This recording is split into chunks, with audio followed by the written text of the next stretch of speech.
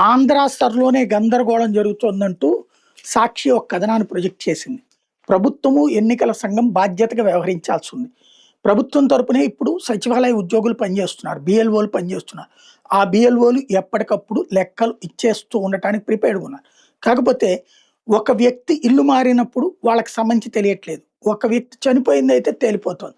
చనిపోయినోళ్ళు కూడా ఆ కుటుంబం ఇల్లు మారిపోతే తెలియట్లేదు. ఇట్లాంటివి తెలుసుకునేటటువంటిది వాస్తవంగా వాలంటీర్లకు అవగాహన ఉంది. వీళ్ళిప్పుడు ఎతుక్కోవడం కష్టమవుతుంది. రెండో పక్కనొచ్చేటప్పటికి బ్రతికున్నటువంటి వాళ్ళది గూడా ఇప్పుడు వేరే ప్రాంతాల్లో, వేరే చోట్ల ఉద్యోగాలు చేస్తున్నారు. వాళ్ళిప్పుడు ఇక్కడికొచ్చి పూర్తి జేయాలి. లేకపోతే సమస్య. సంతకం బెట్టాలి.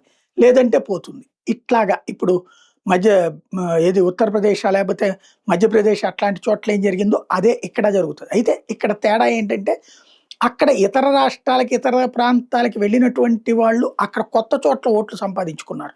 మనోళ్ళు గూడా కొత్త చోట్ల ఓట్లు సంపాదించుకున్న వాళ్ళు కొంతమందున్నారు. సంపాదించుకోని వాళ్ళుంటారు. వాళ్ళతోకే సమస్య ఎదురవుతది.